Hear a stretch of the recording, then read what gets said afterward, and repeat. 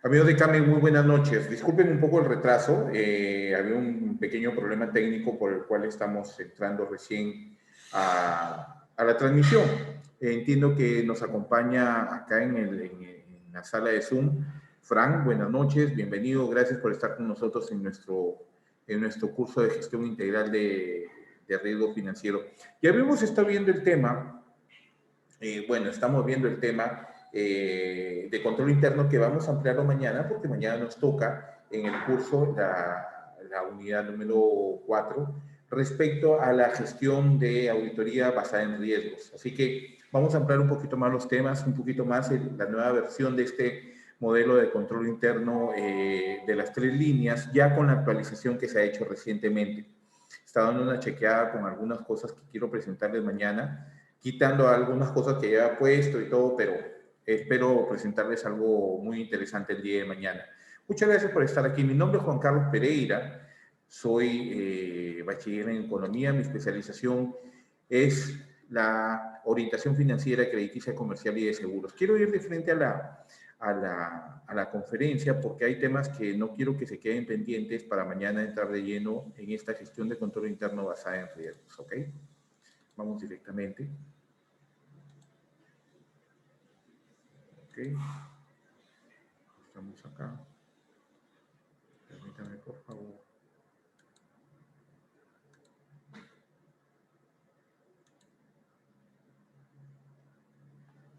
Ok.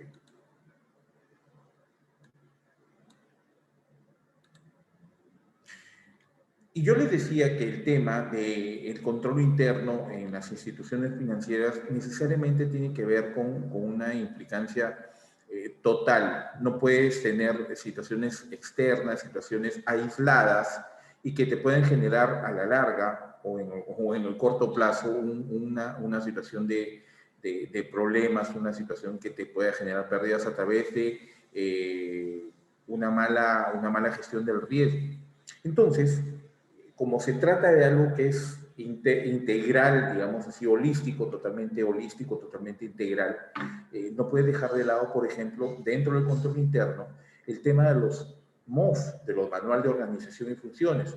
Estos manuales determinan las funcionalidades, los puestos, las responsabilidades de cada uno de los puestos dentro de las organizaciones y se deben cumplir a pie juntillas, sobre todo en un entorno de altísimo riesgo como es el financiero. ¿Y por qué lo menciono con ese énfasis de altísimo riesgo? Porque se trata de toma de decisiones que tienen que ver con capitales que no son propios, son de la institución, son de los accionistas, son inclusive de nuestros clientes, porque los clientes de ahorros están implicados en la toma de decisiones que tengamos. Son nuestros clientes de créditos, porque una mala toma de decisión por alguien a quien no le corresponde tomar determinada decisión puede generar algún tipo de problemas e incrementar las situaciones de exposición a riesgo, la situación de incrementar las pérdidas a través de la severidad de estas pérdidas. Tener en cuenta que los parámetros de riesgos que los hemos visto en las primeras sesiones de este curso, que tienen que ver con principalmente las pérdidas esperadas, la probabilidad de default, la exposición al riesgo y la severidad de las pérdidas. Si nosotros ampliamos con una visión totalmente global, imagínense tener un problema porque el manual de organización y funciones generó una situación respecto a riesgo operativo. Se dan cuenta que si se trata de un manual, de un problema de riesgo operativo, por ejemplo, les comento así a grosso modo para poner en contexto a dónde quiero llegar con esta última apreciación. En las entidades microfinancieras, sobre todo, es en general, en realidad, en todas las entidades financieras, que se determinan que se tienen agencias que son, digamos, captadoras de ahorros, captadoras de fondos para incrementar las operaciones pasivas y tener fondos para completar efectivamente el negocio de intermediación financiera al cual se dedica la entidad. ¿Ok? Bajo esa perspectiva existen agencias captadoras y agencias colocadoras. ¿Ok? He tenido la oportunidad en una de las entidades en la Caja Metropolitana precisamente de trabajar en ambos tipos de rubros y en una agencia, digamos, múltiple. ¿Ok? Entonces, Si el manual de organización y funciones genera una falla o no es entendido o no es cumplido en su totalidad por cualquiera de estas agencias, puede generarse un problema, por ejemplo, con los clientes de una agencia captadora, con los clientes de una agencia colocadora, o con los clientes de una agencia mixta. Y a saber, o sea, les cuento, por ejemplo. Trabajé en una agencia colocadora que era la agencia de Vía El Salvador. ¿Ok? La agencia de Vía El Salvador, ubicada en la zona industrial, la principal misión que tiene una agencia de este tipo es la colocación de los créditos. ¿Ok? Y los fondos que provienen de la misma institución que se denomina recursos propios, que es a través de los fondos recaudados, a través de las oficinas de ahorros, las captadoras, tienen la necesidad de tomar esos fondos y colocarlos. Hacer el negocio, completar el circuito del negocio de la intermediación financiera. ¿Okay? Igualmente, tuve la oportunidad, ya en mi última etapa en la Caja Metropolitana, de trabajar en una agencia totalmente captadora, que es la agencia de aquí, está exactamente atrás del Óvalo Higuereta. Es una agencia que, a ver, había pasado de la oficina principal de tener 12 asesores de créditos multiproducto, pymes, hipotecarios, consumo, etcétera, 5 asesores de crédito pignoraticio, joyas, 2 jefes de operaciones, 10 cajeros y 3 plataformas. Pasé a una agencia muy pequeña como la de Higuereta, que tenía una cajera que podía hacer las veces también de pignoraticia y también en algún momento hacía las veces de jefa de operaciones. Un solo analista de crédito multifunción que veía todos los productos de crédito. Y no tenía nada más, ningún personal más, no tenía ni plataforma. Porque la jefa de operaciones, era cajera, era pigno y también plataforma. Era una agencia muy pequeña, es una agencia muy pequeña. Sin embargo, era la agencia que posiblemente, creo que era la segunda agencia que más captaba ahorros. Entonces, el poco cumplimiento o el desconocimiento en el cumplimiento de las funciones determinadas en el manual de organización y funciones puede llevar a problemas de riesgos, sobre todo operativos, en agencias como estas, por ejemplo, por los volúmenes de captación de ahorros que tienen una de estas agencias, por ejemplo. Problemas de liquidez. ¿Qué pasa si por esos motivos de la situación del mercado tienes vencimientos de productos de plazo fijo en fechas determinadas? Y ese día se cayó el sistema y ese día no pudiste aperturar la agencia por algún tipo de problema. Y el cliente no entiende que podría ser la operación que venía a hacer, podría hacerla en otra agencia. Pero se podría complicar más el problema si, por ejemplo, el sistema está diseñado automáticamente y eso está contemplado en el contrato de plazo fijo que terminas con el cliente, que contratas con el cliente, que firmas con el cliente, que si de no existir una situación de que el cliente llegue el día que se vence ese plazo fijo, el sistema automáticamente lo renueva. Con la capitalización, o sea, no existe ningún tipo de pérdida para el cliente, pero renueva ese plazo fijo por el mismo periodo por el cual estaba anteriormente. Y por haber motivos no abriste la oficina, no pudiste abrir la oficina ese día por un tema de incumplimiento del manual de MOF y se cayó el sistema. Entonces, es importante porque, ¿por qué me refiero al MOF con un problema de este tipo? Porque el MOF te determina qué es lo que tiene que hacer la gente de operaciones, qué es lo que tiene que hacer el jefe de oficina, qué es lo que tiene que hacer el agente de seguridad, inclusive la personal de servicio, inclusive, y todos deben cumplir a carta cabal las funciones y no pueden transgredir cualquier función. Se generan problemas, por ejemplo, cuando hay demasiada confianza entre un jefe de operaciones y el cajero, y lo he visto, he tenido la oportunidad de tener que despedir a algún personal, porque alguien muy alegremente, oye, sucedió en la oficina principal. Mira que ya van a ser las 6:30 y no puedo bajar. Retírame pues de mi cuenta y me envías con la señora de servicio, pues. Mi clave está. Y se dan, o sea, no podemos cerrar los ojos y decir, no, está exagerando, eso se da. Y fíjense, por ejemplo, el jefe de logística de la entidad permanentemente viajaba. Entonces, a cada viaje generaba el requerimiento de viáticos y los viáticos le asignaban a su cuenta de ahorros. ¿Ok? Y cuando tenía que viajar, pues a veces se le complicaba el tiempo y ya no bajaba y llamaba y retírame tanto, pues necesito movilizarme. Pero esta chica, la cajera, excedió eso.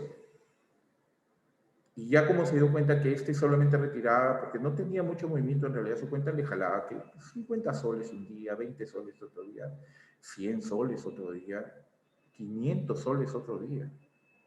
Y en uno de esos meses, después de varias operaciones ya realizadas fraudulentamente por esta chica, se dio cuenta, pues, y le había llegado a retirar cerca de 5.000 soles.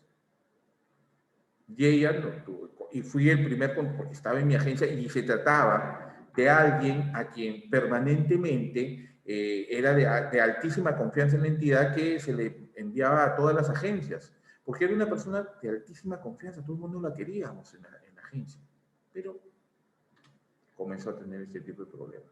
Y esa es transgresión al tema del manual de organización y funciones. Está totalmente prohibido en el manual que un cajero maneje las cuentas de alguien, una persona, pues de un cliente, más allá de que sea personal interno de la misma entidad, y que por el nivel de confianza, que es lo peor encima de todo, porque además de transgredir las normativas, estás violando una confianza que pone una persona en ti. Y fíjense que no era solamente el jefe de logística, también había sido el asesor de créditos hipotecarios, habían sido varias personas. Una chica muy agraciada, que todo el mundo le tenía confianza, le tenía... Y, oye, no puedes bajar un piso y hacer la operación y regresar a tu oficina. De verdad. O por último, vas saliendo y tenemos un cajero en la puerta de la oficina. O sea, situaciones que muchos de los incumplimientos que se dan en el tema de control de las entidades financieras tienen que ver con la desidia de muchos de nosotros de no hacer algo que tienes que hacer y lo dejas para más tarde o se lo encargas a otra persona. Porque una de las cosas más complicadas que pueden existir en la transgresión o en el desarrollo de situaciones que son fraudulentas inclusive, tiene que ver con el traspaso de claves, con el acceso a llaves, con el acceso a entornos que no te corresponden. ¿Ok?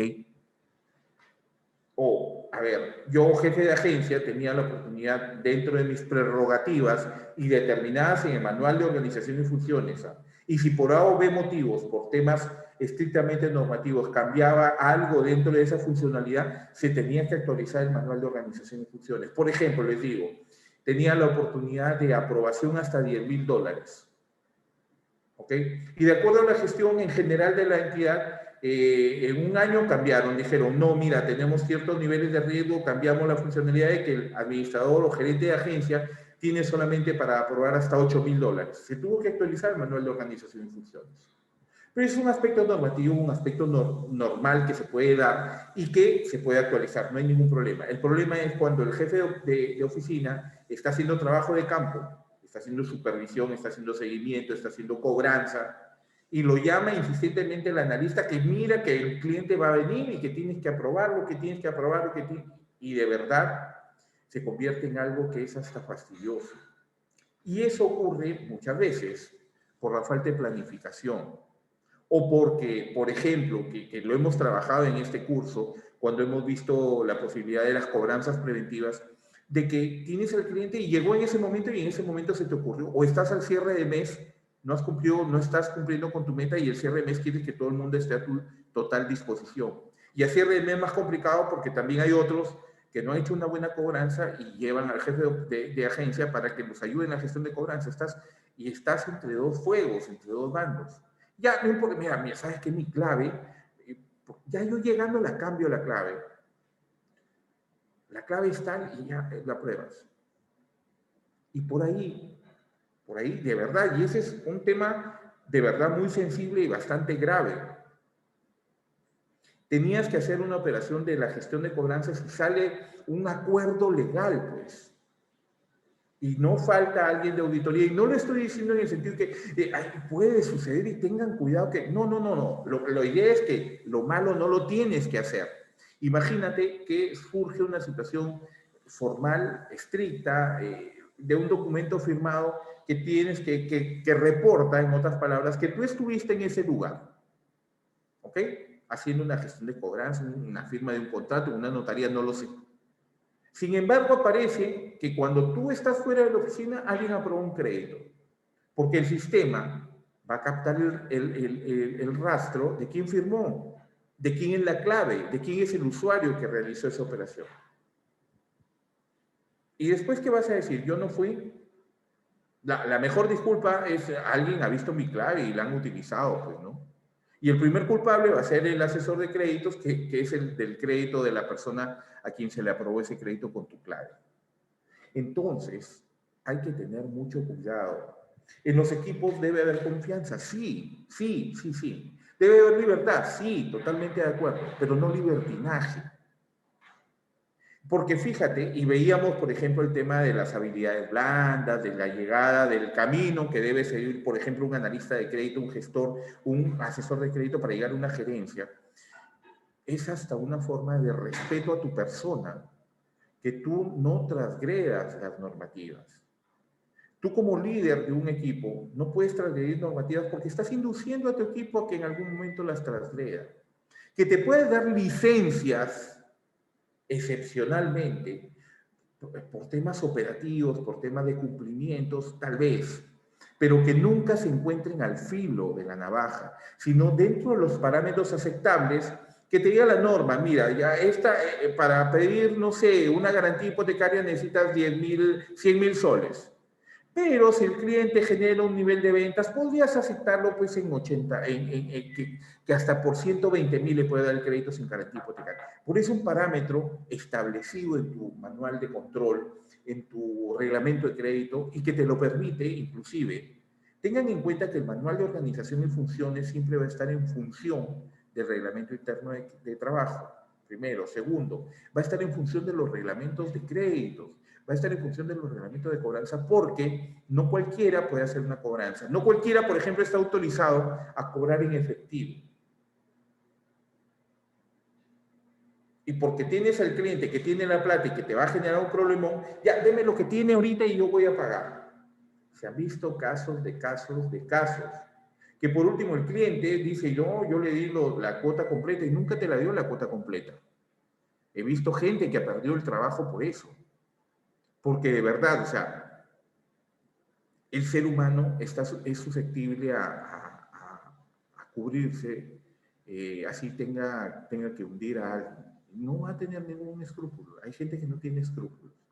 Entonces, trabajen siempre, desarrollen su trabajo cuidándose. Por eso estos cursos, porque el tema de la mitigación de riesgos se ve en todas las acciones que tengamos. Tengan en cuenta, y no me voy a cansar de repetirles esto, toda acción tiene una consecuencia. Busquemos siempre las consecuencias positivas, las que son buenas, no las consecuencias malas. El Manual de Organización y Funciones, el MOF, es un instrumento de gestión que describe las funciones a nivel de un cargo específico. Tiene un alcance, las funciones contenidas en el manual deberán ser cumplidas por todos los trabajadores de la entidad financiera. Tiene una actualización, el manual de organización y funciones será actualizado cuando se produzcan cambios, lo que les decía hace un momento, cambios o modificaciones en los procesos o procedimientos internos, o si se producen modificaciones en la estructura orgánica o en el reglamento de organización y funciones de la entidad financiera o del banco.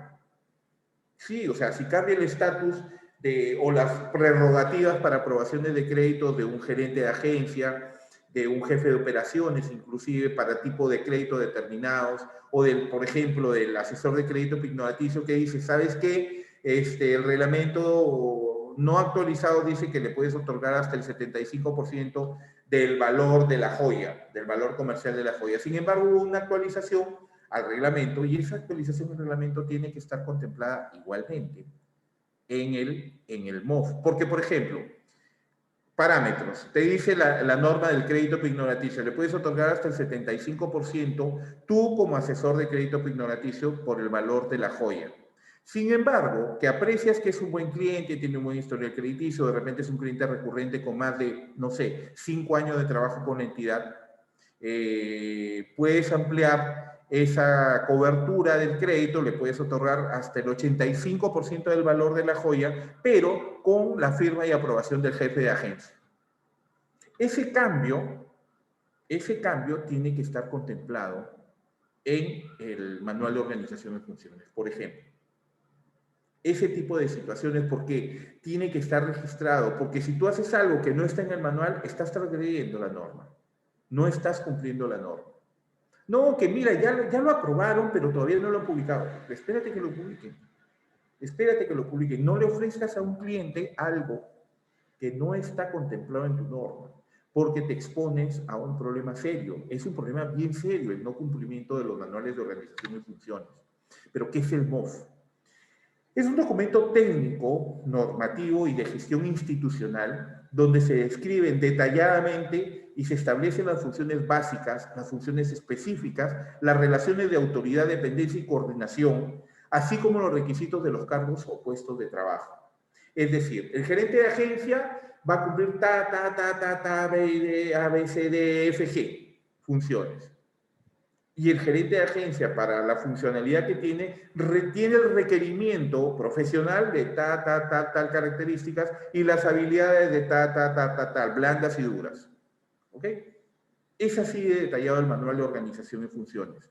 Y es más, cuando ustedes ingresan a una institución, al momento de ingresar, te dan tu fotocheck, te dan tu contrato de crédito, tu contrato de trabajo, te van a dar el manual interno de trabajo, el reglamento interno de trabajo y te van a dar el manual de organización y funciones.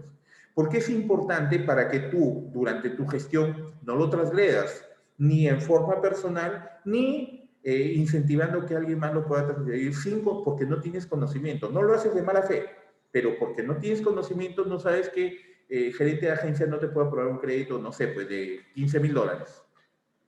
Y haces todo un trabajo dirigido a que el jefe de agencia te apruebe algo que no está dentro de sus funciones, dentro de sus prerrogativas. ¿Ok? Primero, definir que el manual de organización y funciones y el ROF. Les Romero, muy buenas noches, gracias por estar acá. Definir que el MOF y el ROF, que es el reglamento de organización y funciones. Si una organización no tiene MOF, puede comenzar haciendo un inventario de funciones que realiza actualmente las personas en cada uno de sus puestos. Existe el manual y existe el reglamento de organización y funciones. La estructura, una estructura básica del manual de organización y funciones. Tiene una introducción, la finalidad, para qué se hace y el alcance, quiénes deben cumplirlo, una aprobación y actualización que debe estar aprobada y actualizada, aprobada por el comité, el consejo directivo o el directorio, y actualizada por los entes de control interno, que son auditoría y riesgos. Debe tener una base legal, debe cumplir objetivos, debe tener políticas, línea de autoridad, responsabilidad y coordinación, funciones generales, la organización en sí, un organigrama, y las funciones de las unidades estructurales, y el cuadro orgánico de asignación de cargos y las funciones específicas de cada cargo. Y por último, determinar el organigrama. El organigrama lo vas a ver de abajo hacia arriba porque la estructura del organigrama te va a decir que tienes tal función, tal puesto, tal función, y en la determinación de las políticas y lineamientos del manual de organización y funciones te van a determinar específicamente las funcionalidades de cada puesto de trabajo. El manual de organización y funciones es un documento normativo que describe las funciones específicas a nivel de cargo o puesto de trabajo, desarrollándolas a partir de la estructura orgánica y funciones generales establecidas en el reglamento de organización y funciones de la entidad, así como en base a los requerimientos de cargo considerados para el cuadro de asignación de personal. También señalan relaciones de coordinación, jerarquía y grado de responsabilidad que les compete. ¿Ok? La gerencia de riesgos. Para mí, tiene Jesús García, buenas noches. Silvita Reyes, buenas noches. Elmer Peña, buenas noches. Muchas gracias por los comentarios, muy generosos. La gestión de riesgos dentro de una entidad debe tener una cabeza. Y la cabeza no necesariamente tiene que ser la gerencia de riesgos. La gerencia de riesgos tendría en todo caso un rol implementador. Y cuando se tiene un rol implementador es precisamente más o menos cuando, estoy en una dicotomía tremenda, precisamente más o menos, discúlpenme, es precisamente cuando se determina, cuando yo les digo esto baja en cascada y es vertical. Oye, Juan Carlos, ¿baja en cascada? Si baja en cascada es vertical. Sí, pues. Pero cuando se refiere a estos términos es que baja en cascada porque tiene que ir desde la cabeza, desde la dirección ejecutiva inclusive de la entidad, desde el presidente del directorio, hasta el último funcionario. ¿Ok? Y es vertical porque como tiene un orden, un ordenamiento normativo, tiene carácter obligatorio, debe ser cumplido por todos en ese camino de cascada hacia abajo. ¿Ok? Sin embargo, la gerencia de riesgos, por el nivel que tiene un rango gerencial. ¿Ok? Pero no es la gerencia, una gerencia de orden, como una gerencia o una gerencia de créditos, una gerencia financiera, una gerencia contable, una gerencia legal. Sin embargo, la gerencia de riesgos y la gerencia o oficina de auditoría interna, o AU, OAI, perdón, oficina de auditoría interna, están adscritos directamente al directorio. No responden a la gerencia general, aun cuando tienen nivel gerencial, no responden a la gerencia general. Y la gerencia de riesgos es quien maneja las políticas de riesgo a partir de lo emanado del directorio y debe buscar la implementación. Tiene un rol fundamental porque debería constar, y veíamos al comienzo más o menos de este curso, los roles y las jerarquías que deben existir en el desarrollo de una gestión integral de riesgo de una entidad financiera, que debe tener funcionarios dedicados específicamente a la gestión de riesgos en cada unidad de negocios. Que esto va a depender del tamaño y del patrimonio de la empresa, va a depender directamente del tamaño de la empresa. Sí, eso es totalmente correcto, pero fíjense ustedes que funcionalmente en realidad va a depender de los niveles de aversión o apetito al riesgo que tiene la entidad determinada. Y eso está claramente definido en las políticas de riesgo. Y también va a tener que ver con los niveles de exposición que esta entidad tiene en el mercado. Porque esos niveles de exposición llevan a la posibilidad de los niveles de severidad de las pérdidas. Por lo tanto, en vista de la magnitud de la exposición que se puede tener, es mejor tener la posibilidad de tener un mayor control de la gestión integral de riesgos. Es por ello que dentro de la determinación de responsabilidades debe existir en cada unidad operativa o administrativa de la entidad financiera un representante encargado de la parte de riesgos específicamente para cada unidad. Porque las entidades financieras están expuestas a que riesgos, en general riesgos financieros, riesgo de liquidez, riesgo de tipo cambiario, riesgos crediticios, obviamente, riesgos operacionales, riesgos de mercado, riesgos reputacionales. Por eso, la gerencia de riesgo debe determinar funcionarios que cumplan a cabalidad estas funciones, valga la redundancia, dentro de cada una de las unidades operativas, administrativas de las entidades financieras. La gerencia de riesgos o risk management, que puede definirse como el conjunto de medidas que toma una entidad para hacer frente a posibles contingencias futuras, entendiendo a una entidad como una persona natural o jurídica, buscando de la mejor manera brindar soluciones a los distintos niveles de riesgos. Por eso, la gestión integral de riesgos, la GIR, parte de una evaluación en 3 dimensiones. La primera dimensión, determinar que existe el riesgo, ¿ok?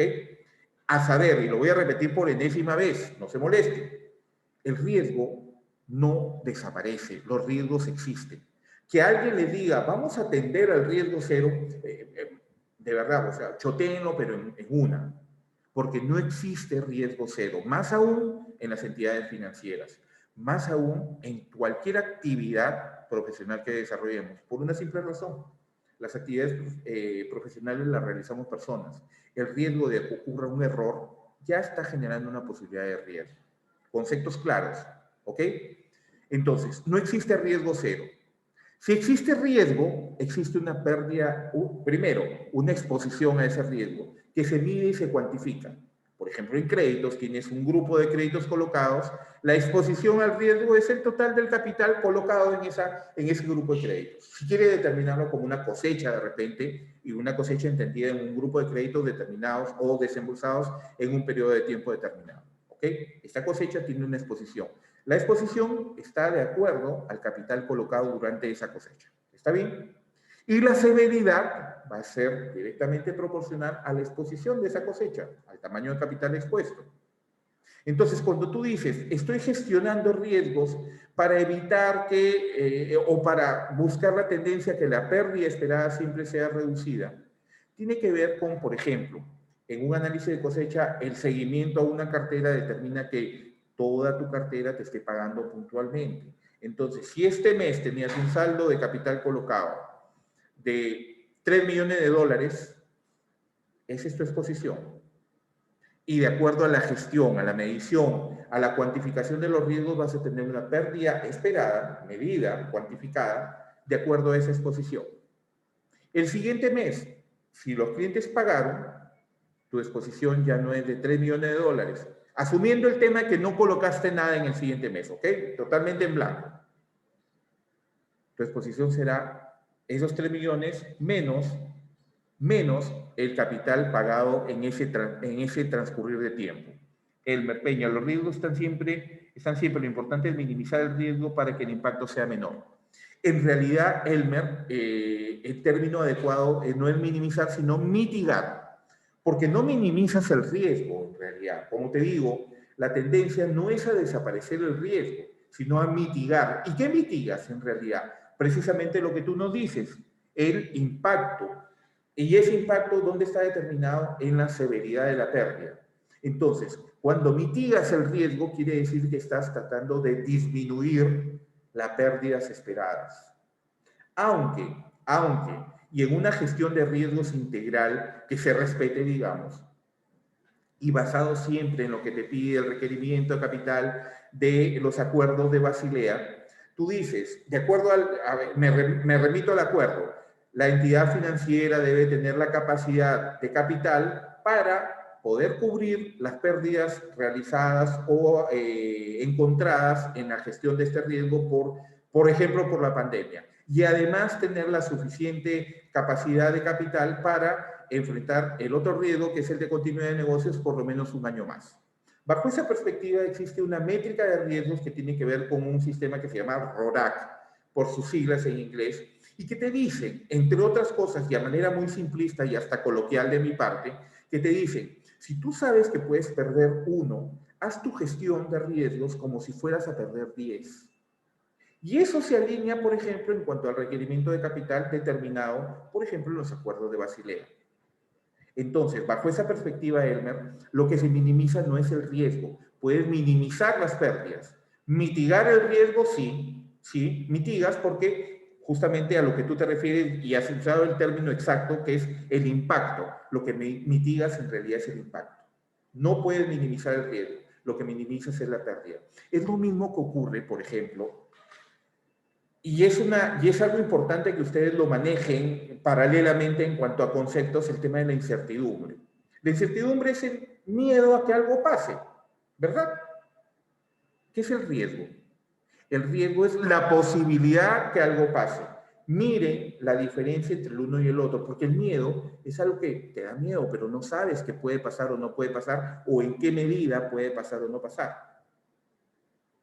En cambio, el riesgo es la posibilidad, ya sabes que puede pasar. Y como sabes que puedes pasar, lo puedes medir y puedes mitigarlo. Entonces, en una contraposición de términos, fíjense ustedes, el riesgo no se puede desaparecer. El riesgo va a subsistir, va a subyacer siempre.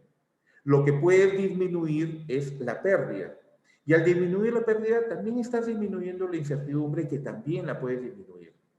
Porque al convertir esa incertidumbre en un nivel de riesgo, estás desapareciendo el miedo a que algo suceda. Más bien te preparas para que, si sucede, los efectos de que suceda no sean los mayores. Por eso se determina como mitigación de riesgos. Y en general, y a eso me refería y me quedé corto y no lo continué cuando les hablaba de las 3 dimensiones del riesgo.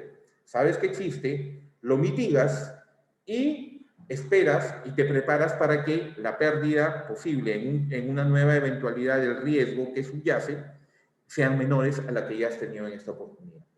Es decir, en otras palabras, y remontándonos a un cantante que de repente ustedes no conocen, me remito a Julio Iglesias y su canción Tropecé de nuevo y con la misma piedra. La gestión integral de riesgos te debe llevar a que no tropieces como Julio Iglesias con la misma piedra. ¿Ok? Discúlpeme las comparaciones, pero quiero que lo entiendan de la mejor manera. ¿Estamos? Edmer, ¿correcto con lo que te decía? Espero que sí. ¿Ok? Esa es la gerencia de riesgos. La gerencia de riesgos busca mitigar el riesgo. El riesgo no tiende a desaparecer. Lo que podemos hacer desaparecer son las pérdidas, inclusive, y también las incertidumbres. Porque una vez que tú tengas una cuantificación de lo que podría pasar, vas a dedicarte a evitar que pase. Y en el evitar que pase es que estás disminuyendo la posibilidad de pérdidas. ¿Ok? Y como les decía el ejemplo, tienes no, en ninguna manera, estaba muy bien el término, los términos que habías utilizado, sino simplemente era una acotación respecto a lo correcto que tú lo habías manifestado, Elmer. Está muy bien lo que habías dicho. Bravo por eso, está muy bien, no te preocupes, no hay aclaración posible ahí. Es ajustar términos nada más. Y les decía, en ese análisis de cosecha que tú realizas, que hemos visto ese tema la semana pasada, en el análisis de cosecha dices, en esta cosecha tengo una exposición, no sé, de $3 millones. Pero el siguiente mes, como me ha reducido el capital de estos créditos que los han pagado completamente, pagaron $200,000 de ese capital, ha disminuido, y ahora ya tengo 2.800.000 de exposición. Por lo tanto, la pérdida esperada respecto a ese capital ya no es la misma de los 3 millones, es respecto a la actual exposición. Entonces, la consecuencia de una gestión integral de riesgos es reducir la exposición y, por ende, reducir las pérdidas esperadas. ¿Ok? La gerencia de riesgos tiene un perfil para el gerente. Tiene un perfil que debe tener conocimientos en proyectos estratégicos, economía, estadística, finanzas y procesos necesariamente de gestión de riesgos. Pero fíjense ustedes, veíamos la semana pasada, el martes de la semana anterior y el martes de esta semana, en el curso de agente financiero, donde revisamos perfiles de los diferentes funcionarios de las entidades financieras, encontrábamos en la semana pasada el perfil del gerente bancario. Cuando veíamos un perfil de gerente bancario, no necesariamente estamos hablando exclusivamente del gerente general. Puede ser el gerente de crédito, puede ser el gerente de riesgos, puede ser el gerente financiero. Entonces, cuando hablamos de perfil, nos vamos a ir a un punto totalmente determinado por, no sé, conocimientos, por experiencia, pero necesariamente por las habilidades, que es justamente lo que, las habilidades, sobre todo las blandas, que es lo que veíamos esta semana en el curso de agente financiero. Entonces, si nosotros encontramos un perfil tan, discúlpeme la expresión, tan cuadriculado como el que estoy presentando, necesariamente tenemos que remitirnos, como lo es la tendencia hoy en día, a que no solamente se refleje, se requiera en realidad un perfil de una persona con muchos conocimientos, sino más bien con un buen mix entre lo que es los conocimientos académicos, teóricos, traídos de la universidad, del instituto, con las habilidades adquiridas en el transcurrir del desarrollo de sus funciones. Porque para que llegue a ser gerente de riesgos, necesariamente ha tenido que caminar un camino, que puede ser como el de ustedes, puede ser como el de el analista de crédito, que son ustedes, el promotor que está empezando su carrera en el sistema financiero. Fíjense, por ejemplo, y en este tema, y saliéndonos un poco del tema de riesgos, hace un par de semanas el gerente del Banco Continental, Fernando Eguiluz, presentaba un post en LinkedIn y comentaba, y había ido de visita a la agencia de Arriola con Canadá, creo que es esa agencia del Banco Continental, y recordaba sus inicios en el banco como cajero. Y les digo, me salgo un poco del tema porque regreso al tema del perfil del gerente, y es que el camino está para ustedes. Y no necesariamente si ahorita eres, no sé, jefe de operaciones, si eres cajero, si eres plataforma de atención, si eres analista de crédito, tu camino está exactamente por el mismo camino de la funcionalidad que tienes. Porque normalmente el analista de crédito, ¿qué quiere? Ay, no, yo quiero ser gerente de créditos. Y si de repente eres mejor con el tema de riesgos, ¿me entiendes? Entonces, las posibilidades que ustedes tienen en el sistema financiero son infinitas. Y ustedes, de acuerdo al desarrollo de una determinada forma de trabajo, de encontrar valores permanentemente, de desarrollarse en la consecución de habilidades que incrementen el expertise, que incrementen para los que les encanta el Spanglish, el know-how de que ustedes son capaces de aquilatar, de verdad que no los va a parar nadie. El perfil de un gerente de riesgos en términos de conocimientos requiere que tenga conocimiento de proyectos estratégicos, de economía, de estadística, finanzas, procesos de gestión de riesgos. En cuanto a valores, y aquí, por eso les decía, podría ser cuadriculado, pero termina siendo un mix entre conocimientos totalmente cuadriculados con habilidades que son adquiridas en el desarrollo de su profesión. Responsabilidad, puntualidad, honestidad, disciplina y lealtad. En cuanto a competencias, destreza numérica, liderazgo, iniciativa propia, flexibilidad, habilidad de negociación. Y en cuanto a dominio de herramientas, obviamente el inglés, alianzas estratégicas, herramientas informáticas como el Excel, PowerPoint, el Project, el eViews, por ejemplo, que de verdad que me costó siempre tratar de aprenderlo desde la misma universidad. Pero ahí estábamos, ¿ok? Las funciones básicas de un gerente de riesgos. Proponer y elevar al comité de riesgos las estrategias, políticas, planes y procedimientos necesarias para la identificación, evaluación, seguimiento, control y mitigación, tanto de los riesgos internos como los externos. Una parte importante, por ejemplo, de la gestión de riesgos, y en general creo yo, bueno, si involucramos a todo el personal de la entidad financiera en la gestión integral de riesgos, una de las partes más importantes es el trabajo con los FODAS. Nunca se olviden de eso. Y partiendo desde ustedes mismos. Yo les digo, mis objetivos principales en estos cursos, en todos los cursos que edito, es que ustedes entiendan que el objetivo, dos objetivos principales, orientación al cliente y mitigación de riesgos. Pero existen dos secundarios en una segunda línea, digamos, no porque tengan menos importancia, pero tienen que ver con ustedes mismos, con el perfil profesional de ustedes y que tienen que ver con el encontrar en el camino del desarrollo de su trabajo el buen criterio y el buen sentido común. Pero no van a lograr eso si es que ustedes permanentemente no realizan algo que es importante, que es el FODA personal. Pero la utilización del FODA como herramienta de evaluación, de verdad que se extiende a todos casos en los campos en los que nos desarrollamos. Porque una permanente evaluación FODA de cualquier tipo de situación, puedes hacer el FODA tuyo, puedes hacerle FODA a tus clientes, puedes hacerle FODA a tu cartera, puedes hacerle FODA inclusive a la funcionalidad de las labores que tú realizas. Porque puedes hallar fortalezas y debilidades, puedes hallar oportunidades como también amenazas. Yo creo que una de las herramientas que sí o sí tiene que ser usado permanentemente en la gestión de riesgos, más allá de las funciones básicas de un gestor, de un gerente de riesgos, son los FODAS, que se deben utilizar sí o sí. Definir métodos y proponer lineamientos para la identificación, medición, registro, análisis y reporte de eventos e incidentes en materias de riesgos. ¿Okay? En materia de riesgos, permítame por favor.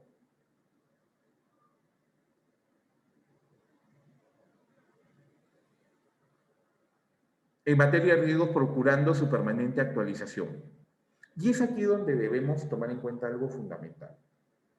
Cuando en la anterior sesión, la que veíamos de 7 a 8, yo les hablaba permanentemente de los controles internos y que necesariamente tienen que ser preventivos, la generación de actividades o el sello sobre las actividades que realizamos con un carácter preventivo siempre va a ser favorable. Y tiene que ver precisamente cuando hablamos de que entre las funciones básicas es procurando una permanente actualización. Porque esa permanente actualización tiene que ver con un permanente control y evaluación. ¿Qué tal estamos en esta norma? ¿Se está cumpliendo? ¿Nos está dando resultados? ¿Están enmarcadas dentro de los objetivos comerciales, por ejemplo, de la institución? Y es ahí donde estás haciendo esa evaluación.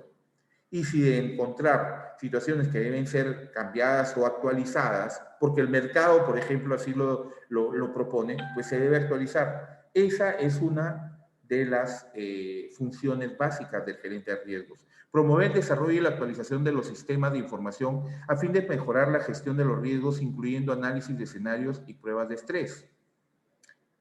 ¿Y no le recuerda esto algo que hacíamos cuando veíamos la evaluación crediticia hace unas 2 semanas? Y si mal no recuerdo, si el jueves de hace 2 semanas. Porque, por ejemplo, realizar un análisis económico-financiero de un cliente al que llegas al flujo de caja y le aplicas el análisis de sensibilidad es trabajar sobre escenarios. Y algo que yo les decía siempre, cuando realicen su trabajo de gabinete como analistas de crédito, con los datos que tienen, generando el estado de pérdidas y ganancias, generando el balance, generando los indicadores financieros, generando el flujo de caja con el respectivo análisis de sensibilidad, es como si ustedes fueran, como les digo, científicos que están en una situación de laboratorio y sometiendo ese crédito que quieren aprobar a situaciones de alto estrés. Imagínense que esto que lo trabajan individualmente lo trasladan a nivel corporativo y ya es una magnitud mucho más amplia.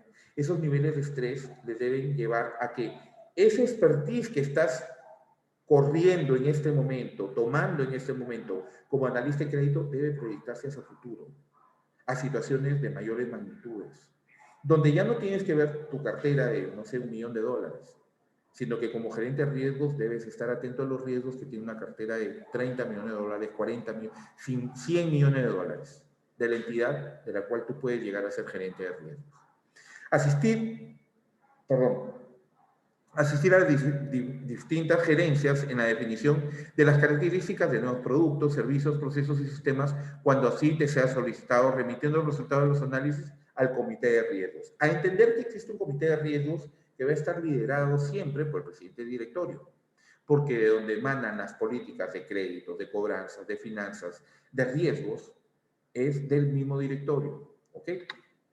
Corroborar la correcta implementación de las políticas y procedimientos de gestión de riesgo, proponer los temas a ser tratados en el comité de riesgo, analizar alternativas para mantener los riesgos en el marco definido por el comité, esos parámetros de los que siempre les hablo, las distorsiones, problemas o cambios que pudieran generarse en la evolución de los distintos sectores económicos, definir e implementar mecanismos que permitan una comunicación, interacción y coordinación efectiva de los riesgos, promover la capacitación del personal en temas relacionados con las prácticas líderes en gestión de riesgos. Algunas funciones específicas son las que acabamos de ver.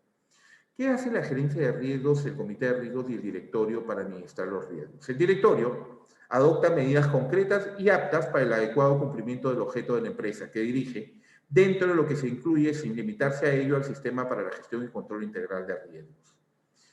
El comité de riesgos, antes de la gerencia inclusive, a la cual la gerencia participa del comité de riesgos. Por eso, primero, en orden jerárquico, digamos así, el comité de riesgos diseña, establece y propone al directorio las políticas para la administración de los riesgos de mercado, liquidez, crediticios y operacionales y establece canales de comunicación efectiva para que las áreas involucradas identifiquen, registren y reporten los riesgos asumidos.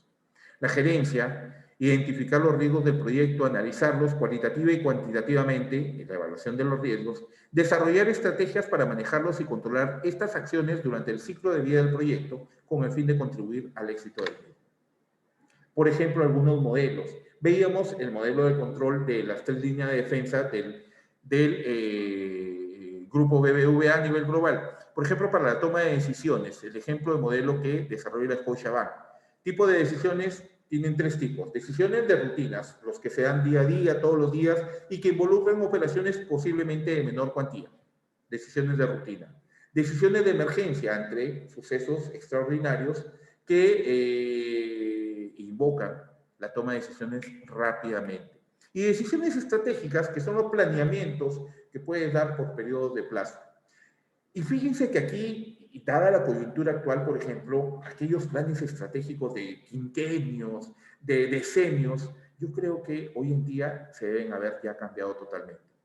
Bajo esta perspectiva, y aunque suene coloquial, aunque suene demasiado inclusive gracioso de mi parte, ¿alguien tenía la varita mágica o la bola de cristal para adivinar que venía una pandemia y que iba a ocasionar tantos problemas?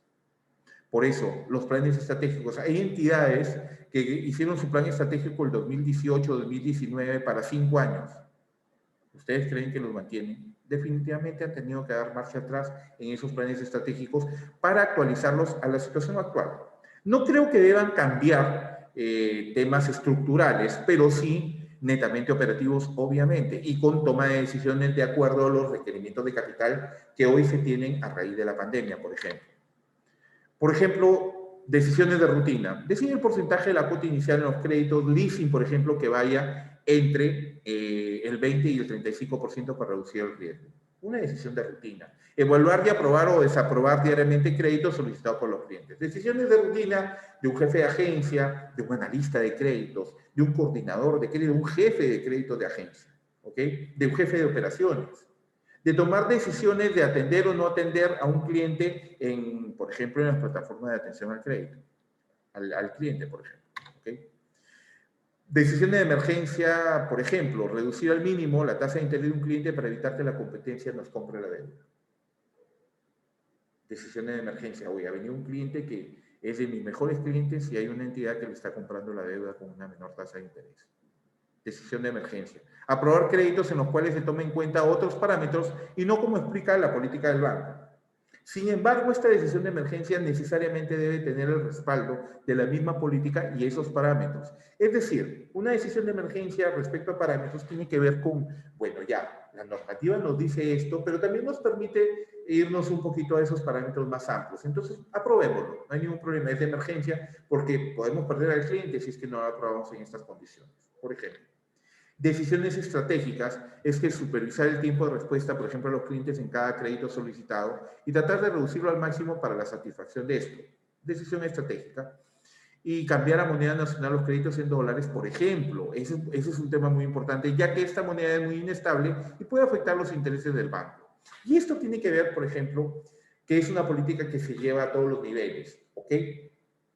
Entonces dices, para no incentivar, a ver, un cambio de plan de riesgos, ¿cada cuánto tiempo sería mejor para cambiarlo? En realidad, veíamos en la anterior conferencia, Elmer, el modelo de control interno de las 3 líneas de defensa, que te lleva a tomar decisiones casi inmediatamente, ¿ok? Bajo esa perspectiva es que, como hay un control permanente de los riesgos, posiblemente lo que debas cambiar no es necesariamente en forma estructural una política de riesgos, sino temas posiblemente operativos, operacionales, o que tengan que ver, por ejemplo, con lo que estamos viendo ahorita, que son las decisiones estratégicas. Por ejemplo, en temas de riesgo de tipo de cambio, dices, ¿sabes qué? Y es precisamente lo que les iba a comentar. Y regreso exactamente con la explicación. Voy a regresar directamente a la respuesta de esa pregunta, Elmer. Digo, sabes que ahorita no me conviene tener mucho dinero en dólares porque, no sé, me va a salir problemático y la proyección de que los tipos de cambio nos afecten es bastante alta. Entonces, desincentivo la captación de ahorro en dólares. Entonces comienzo a pagar menos tasa de interés en dólares, el cliente prefiere ahorrar en soles. Eso también me lleva a que, como realizo el negocio de intermediación financiera, desincentivo también la colocación en dólares. Y por un argumento totalmente válido. Si tus ingresos son en soles, ¿por qué quieres obtener? Y eso es al cliente. Si tus ingresos son en soles, ¿por qué quieres obtener un crédito en dólares? Bajo esa perspectiva, Elmer, es que la decisión de cambiar o no cambiar una política no tiene que ver en realidad con un determinado parámetro de tiempo, ni es una recomendación de que cada cierto tiempo, no. Como les decía hace un momento, por ejemplo, los planes estratégicos determinan un plan, a veces se han estado determinando planes quinquenales, planes bianuales, como lo hace, por ejemplo, Caja Arequipa, donde determinas qué hacer, pero imagínate situaciones como las de hoy en día. Posiblemente tendrás que cambiar políticas. Yo creo que no, que les decía hace un rato. Lo que se debe cambiar es algún tema netamente operativo y que tenga que ver, más que cualquier otra cosa, va a tener que ver, Elmer, en situaciones de estrés, por ejemplo, o de la coyuntura como la que vivimos, con el cumplimiento de los objetivos corporativos. Entonces, el cambio de una política se va a dar de acuerdo siempre a los objetivos que tenga la empresa. Sí, ante una coyuntura como la que tenemos, va a ser necesario cambiar totalmente la política, muy posiblemente se cambie. Pero sí te digo, no existiría un parámetro de tiempo determinado para decir, ¿cada cuánto tiempo vamos a cambiar la política? No, lo que se hace es se evalúan los resultados de lo que se está desarrollando en base a esa política y se adecúa y se va actualizando de acuerdo a la coyuntura de mercado, de acuerdo a la coyuntura, por ejemplo, que tenemos en este momento en el sistema financiero. La auditoría externa es la gestión de riesgos. En la gestión de riesgos consiste en el examen de los estados financieros de una entidad con la finalidad de permitirle al auditor expresar una opinión sobre si dichos estados financieros están presentados razonablemente de conformidad con el marco contable aplicable. ¿Cuál es el objetivo? Es asistir a los miembros de la organización descargándoles de sus responsabilidades, descargándose de sus responsabilidades de forma efectiva. Con este fin, les proporciona análisis, valoraciones, recomendaciones, consejos e información concerniente a las actividades revisadas. Incluye la promoción del control efectivo a un costo razonable. El alcance es que comprende el examen y valoración de lo adecuado y efectivo de los sistemas de control interno de una organización y de la calidad de las ejecuciones a llevar a cabo las responsabilidades asignadas. Siempre es bueno, más allá de que en el sistema financiero las auditorías externas tengan que ver directamente con la superintendencia, es importante que alguien totalmente imparcial realice un control sobre tu entidad. Entonces, yo he visto pasar auditoría interna normalmente, auditorías de la SBS que terminan siendo un mix entre interno y externo porque la superintendencia está permanentemente monitoreando las actividades de la entidad financiera y también las externas que te llevar precisamente, por ejemplo, Elmer, en el caso que tú me planteas ahorita, a la posibilidad de hacer cambios en cuanto a planes y políticas en realidad por ejemplo, de créditos, de cobranzas, de riesgos, ¿ok? Para eso te ayudan las auditorías externas. A través de la auditoría externa se realiza un análisis y control exhaustivos por parte de un auditor, el cual es totalmente ajeno a la actividad de la empresa, con el objetivo de emitir una opinión imparcial e independiente sobre el sistema de operación en la empresa y su control interno. Las características es que su opinión debe ser ejercida en forma independiente. Además de plasmar en un informe los elementos de mejora de procesos, hace una mejor y mayor eficiencia y optimización de recursos. Debe denunciar posibles casos de negligencia e incumplimiento de la normativa que afecte a las empresas analizadas. ¿Okay? La auditoría externa dice, el documento de auditoría emitido tendrá validez respecto a terceros como empresas competidoras u organismos oficiales, porque la auditoría externa debe emitir un informe, en el caso del sistema financiero, a la Superintendencia de Banca y Seguros y AFP. No siempre este tipo de procesos surge de la decisión de la empresa que quiere experimentar una auditoría.